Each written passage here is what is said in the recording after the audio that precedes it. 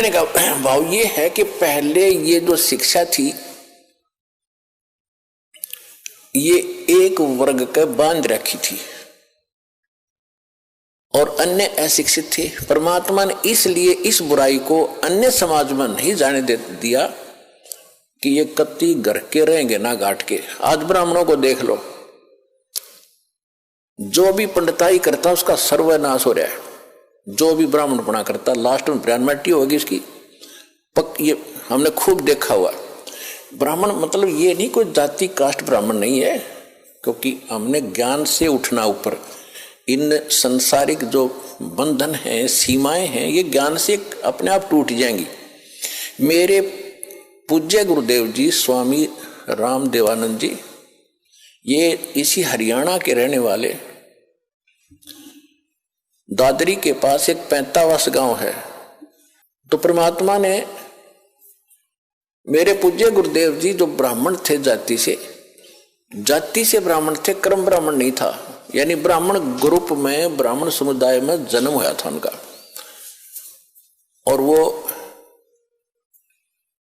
अपना खेती थी, किसानी करते थे उनके माता पिता, और उनके भी जमीन थी 5-4 किले एकड़ जमीन उनके हिस्से में। उसके पिताजी के पास तो काफी जमीन थी, तो खुद पाली जाते थे। तो वो ब्राह्मण थे जाति के। जब उनको ज्ञान हुआ, हमारे पूज्य दादा गुरु जी उनको मिले, और मेरे दादा गुरु जी यानी मेरे गुरु जी के जो गुरु जी थे वो छावला गांव है दिल्ली में, नजफगढ़ के पास। उस छावला गांव के वो जाट थे, और उन्होंने फिर काशी विद्यापीठ में, उसके बाद फिर ये हल्की हो गई थी। मतलब जैसे हमारे गुरुजी जो थे, हमारे दादा गुरुजी जाट थे, और हमारे दादा गुरुजी के जो गुरुजी थे वो भी ब्राह्मण थे। और वो काशी विद्यापीठ वो पढ़ नहीं सके, उसने उन बच्चे को अपना गोद लेकर यानी अपना शिष्य बना के सर्टिफिकेट बना के भेजा कि काशी विद्यापीठ में पढ़ का। तो हमारे दादा गुरुजी थे वो काशी विद्यापीठ में 4 विषय के आचार्य बन गए। और उसके बाद फिर मेरे दादा गुरुजी को पंडित चिदानंद नाम था उनका, चिदानंद जी महाराज, उनको पंडित चिदानंद जी कहा जाने लगा, क्योंकि वो 4 विषय में के आचार्य बन गए, 4 विषय के, 4 सब्जेक्ट के। और उनका एक गांव है, उनका गांव गोपालपुर, तहसील खरखोदा, जिला सोनीपत। गांव गोपालपुर में एक आश्रम है छोटा सा, उस पे लिखा हुआ है पंडित चिदानंद आश्रम गोपालपुर। दास उसको देख कर आया है। तो कहने का भाव यह है कि हमारे दादा गुरुजी जाट होते हुए पंडित कहलाए, और मेरे पूज्य गुरुदेव जी ब्राह्मण होते हुए वो ब्राह्मण नहीं, एक संत कहलाए, स्वामी संत। तो ये जाति कर्म से है, अपनी जन्म जात से नहीं होती। जैसे आज कोई भी लड़का, जैसे हमने देखा एक जाट, और जहां दास सर्विस करता था नहर विभाग में, वहां चिनाई का काम करता था, राजमिस्त्री कहलाता था, राजमिस्त्री। और गांव में भी उसने राजमिस्त्री कहते थे, जाट होते हुए भी।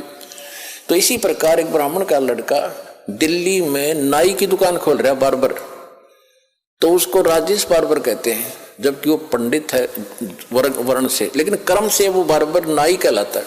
तो इसी प्रकार हमारी ये जातियां बनती चलेगी, ग्रुप बन गए। फिर क्योंकि पहले व्यवसाय परंपरागत होते थे, और उसी परंपरा में विवाह होना इसलिए कंपलसरी था, क्योंकि जैसे जाट की लड़की और कुम्हार का व्याधि, तो जाट का व्यवसाय कुछ और है और कुम्हार का कुछ और, जाते सारे बर्तन फोड़ेगी। और कुम्हार की लड़की कुम्हार के ब्याह जा, तो उसको पहले ट्रेनिंग होती है उस काम की, वो ठीक जाते ही रलमिल हो जाती थी। इसलिए हमारा विवाह अपने वर्ण में ही अपने होना कंपलसरी था, अनिवार्य था उस समय। इसी तरह किसान की लड़की किसान के ब्याह जाती थी, तो वो काम से पहले ट्रेंड होती थी, झगड़े ना बढ़ते, काम खराब नहीं होते थे। तो अब समय बदल गया है, व्यवसाय भी काफी बदल गया है। तो इसमें अगर इंटरकास्ट शादी होती है तो कोई दिक्कत नहीं, क्योंकि हम मनुष्य हैं, हम एक पिता के बच्चे हैं, और हमारा एक ही उद्देश्य है, यहाँ से मोक्ष कराना। और सतलोक जाना, वहां कोई झगड़ा ही कोई नहीं। तो इस प्रकार हमने इस काल के जाल को काटना है, हर तरह से इसको कंडम करना है, सच्चाई को ऊपर लाना है। तो इसलिए ये विद्या जो थी ये सीमित होकर रह गई, और परमात्मा ने ये इसलिए आपको नहीं दी, आने दिया आप तक, क्योंकि वो पीक टाइम नहीं आया था, प्राइम टाइम नहीं आया था जिसमें आपको पार करना था। वो कब करना था? परमेश्वर ने काल से कहा था, जब काल की और परमेश्वर कबीर जी की गोष्ठी हुई थी प्रथम सतयुग में। जब सारी बात हो गई कि आप किस लिए आए हो सतलोक से, अपने परमात्मा ने अपना रूप बदल रखा था, अपने पुत्र जोगजीत का रूप बना रखा था। और ये जो काल है ये भी उस परमात्मा का 17वां पुत्र है, ये उसका 17वां पुत्र है।